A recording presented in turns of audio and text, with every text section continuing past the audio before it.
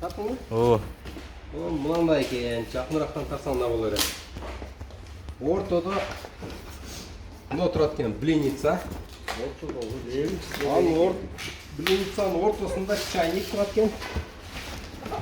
Ортоң суу киречи алып койдук, Анда нерсе макина. Муну жанында муналары ножиктер жок экен да, чалаңчы ножиктер экен. Ондан кийин мына сковородка экен. Сковородка 28 сантиметр деген экен.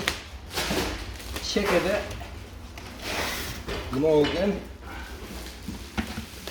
Нияз буну яйца жарка деп атап койду. Жакшатып ал, кийин анда Мына чекеде хирургтар окшоп турат. Зажим 24 сантиметрлик кастрюлька.